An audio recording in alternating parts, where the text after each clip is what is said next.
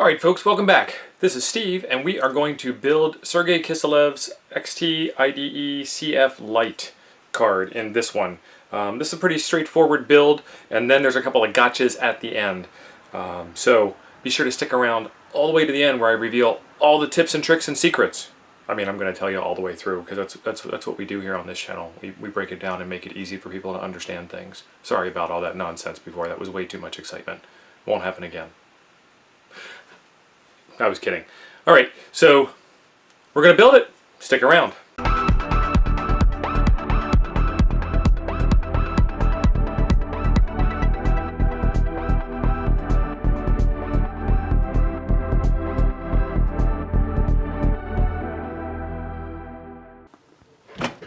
Okay, I got a whole bunch of parts here to get this thing built, including some parts that I finally decided I was going to try and dig out of my parts bin. So what happened was I dug a bunch of parts out of my parts bin and realized that I still don't have all the parts that I need and had to order parts anyway.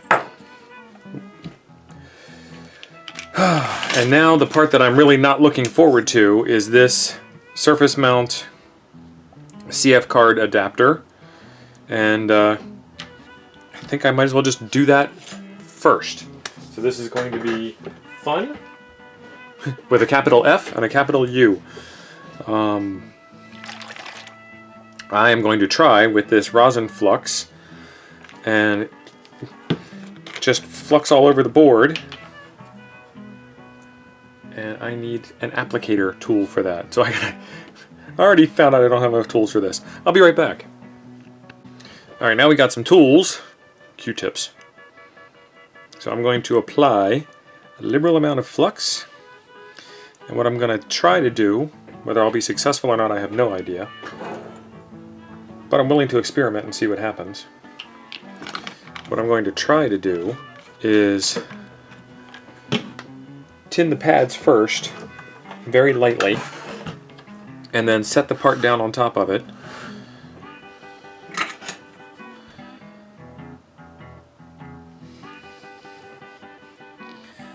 I don't know. You know what? I don't think that's a good idea. We got the flux down. Let's put the piece in place. And this part actually has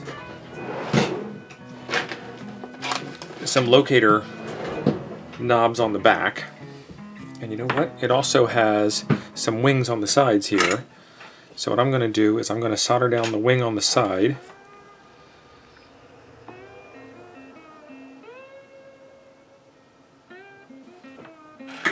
Now let's double check that.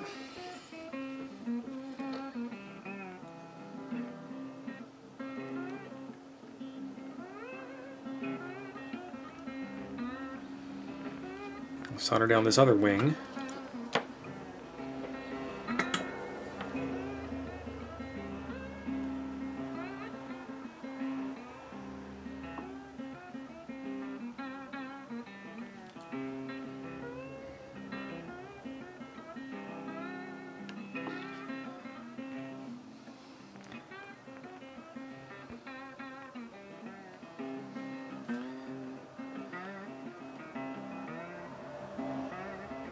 I'm very carefully lining it up by attaching the two wings.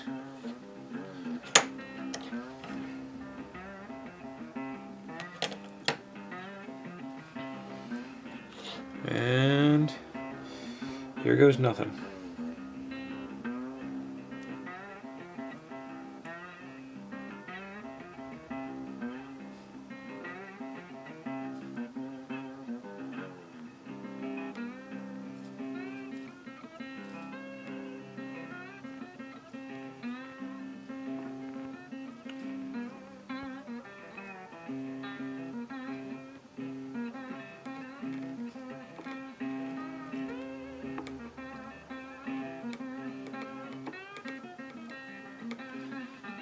And so what I'm trying to do is use the surface tension of the solder and the flux to make this flow.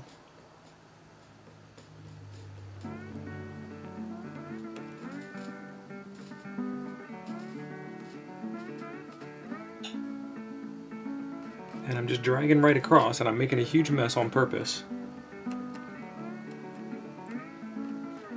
And I'm trying to drag just enough to move the solder, but not so much that I rearrange the pins.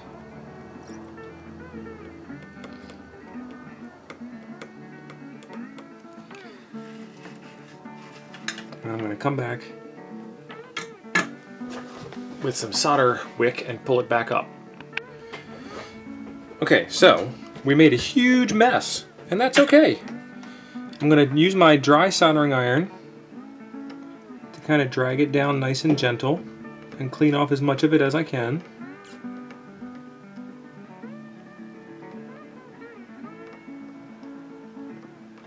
And I'm going to use my cell phone picture that you saw before as kind of a magnifying glass. And you can see that we're cleaning up a little bit of it as we go, but not a whole lot. That's okay. Take your time. You laughing at me, woman? Huh? Are you laughing at me? No, I'm laughing at my pizza. It keeps moving. Wife's making pizza in the other You, room. my love. You're not funny, my love. And if that doesn't work, next time we're going to try some solder wick. And this is a solder wick that I've had for 20 some years, and for 20 some years it hasn't worked one bit, so we'll get rid of that. And this is some brand new solder wick that I got, and we'll see if this does any good. And you guys can tell me in the comments below how to use this solder wick better. But from what I understand, you're just supposed to put it down on top of what you're trying to clean, and it will soak up the solder just like that.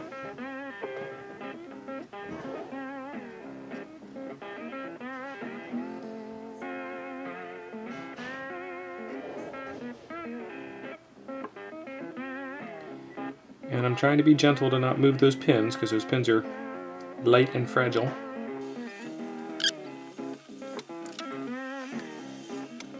And solder wick does wick up heat, and I am feeling it in my fingers. So don't be surprised when it starts getting hot on you. And that's looking pretty good, so I'm going to get out my magnifying glass again and take another look at it. Alright, now let's get out the electronics cleaner. Well, no, before we do that, let's do something different. I bought this whole big bottle of Flux Remover. I might as well try and use the Flux Remover. So this is MG Chemicals Rosin Flux Colophane. There'll be a link down below, and this is MG Chemicals 4140A Flux Remover. Same thing, link down below. Completely different Q-tip. I don't want to take my Q-tip full of flux and dip it in my bottle of Flux Remover. That doesn't make a whole lot of sense, does it?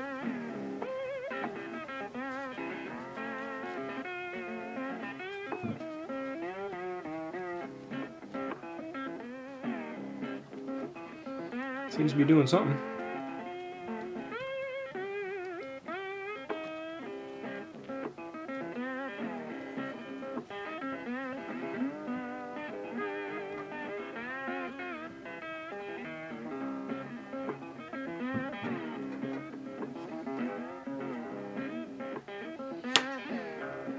Okay, let's try it again.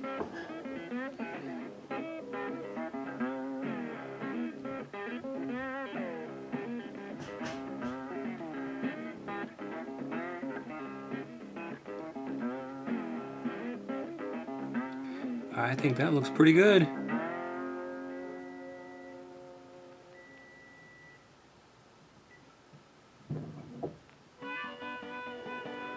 Let's get a good picture of that for you guys. And we'll put that right over top of the video. Alright. Now that we got all that nerve-wracking part of the job out of the way, let's go watch some Monday Night Ham Radio.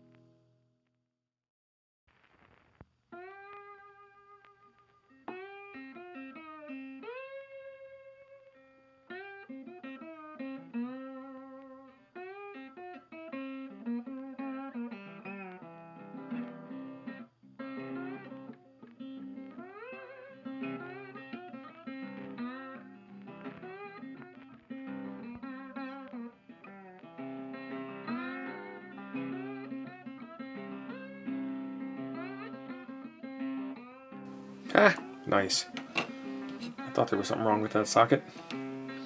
It was the wrong size because that's where the dip switch goes. Alright, well, let's get that thing removed.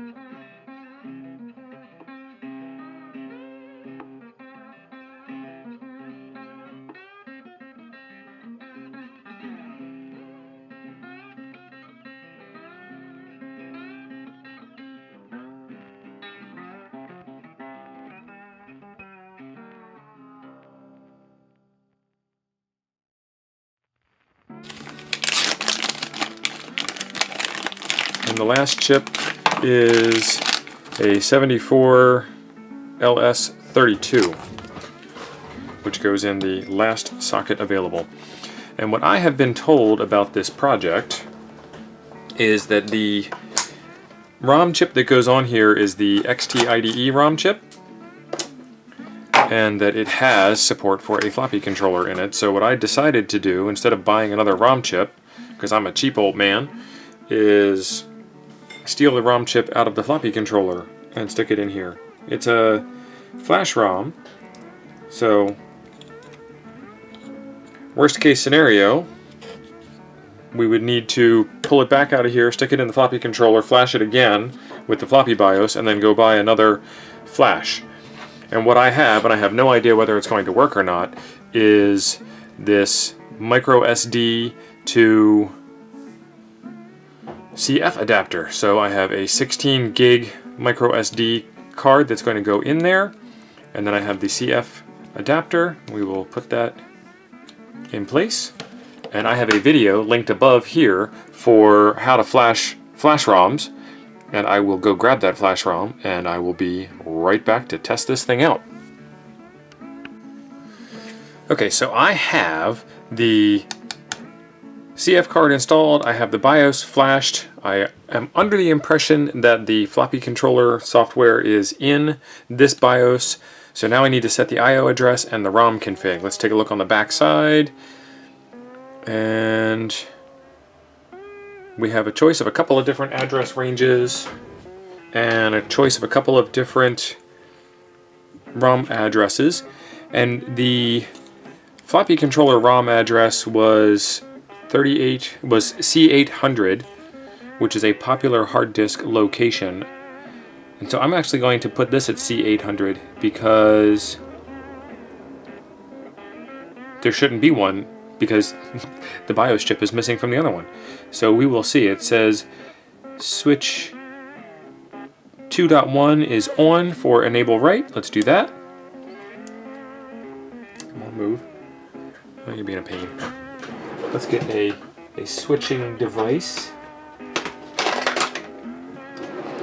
And then it says switch 2.2 is on for enable EEPROM write, which would allow me to save the changes that I make from the software selection. ROM address selection on 2.3 is either on or off. And then 2.8, I don't know why it's written that way. So 3 through 7. 3 through 7, okay. And right here it says C8000 is 11011. So let's do 11011. And then it says switch 8 is not used. And I really don't know what to do about the address. So I will do a quick check for the second time of the documentation. The first time was to get the bill of materials to order all the parts, and then now the second time is just to double check to see if there's any notes about that address. And other than that, we haven't had to look, so I'll be right back. Okay, so it's anybody's guess. I know that the serial port might be, from the other card, might be on one of these addresses, but off the top of my head, I think all ones, OX300, and all zeros, OX3E0, are all free. So I'm going to put it on all ones, and then we'll give her a shot. Alright, I have no idea whether this is going to work or not, but we will give it a shot. This is first boot. We've got the blinking cursor at the top. I've got the floppy drive plugged in because there isn't any operating system loaded on the hard disk. We will see. Let's see. Oh, it did work. F8. ROM boot.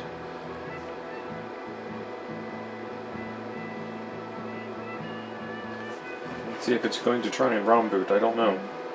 Okay, ROM boot's not doing anything.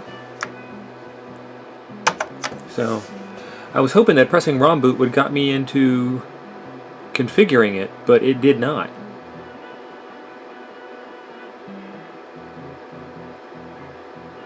And Control-Alt-Delete's not happening either.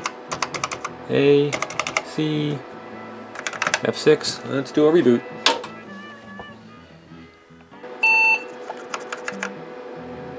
Alright, we'll press F6 this time. I don't know. It's trying to boot the C drive, which doesn't exist. Okay, that's not happening.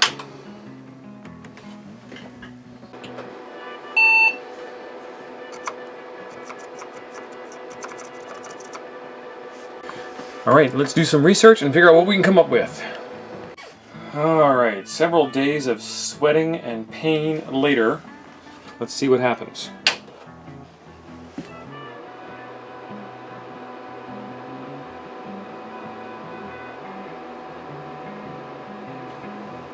And we got our blinking cursor. Always a good sign.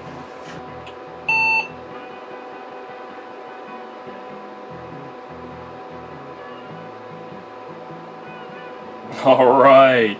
I love it when something happens that works. Oh, this took so much time to get here.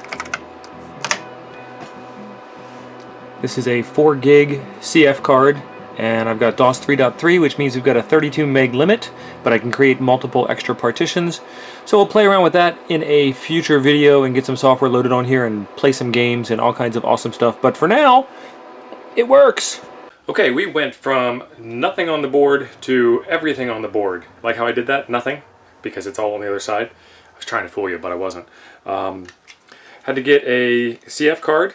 Remember when these were considered small? This one's 4 gigs, and now you can get a micro SD card that just boggles the mind at how much space there is available on it. Alright, so the rundown on what happened with this. The BIOS ROM is fine. I did a bunch of searching around trying to figure out what was going on, and it turned out that the original CF card that I got, I thought I was going to be smart and get a CF card to SD card adapter so I didn't have to buy CF cards.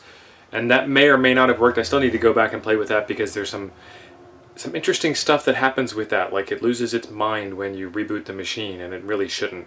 So I went ahead and got a 4-pack of 4 gig CF cards, and put that in, and I was able to get the data onto it and have it remember itself after a reboot, but it still wouldn't boot off of the CF card, and this happened in 2 different computers with 2 different CF card readers.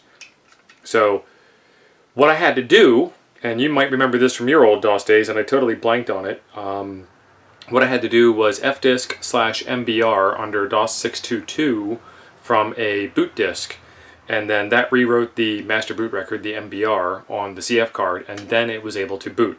So we are in business. Fantastic.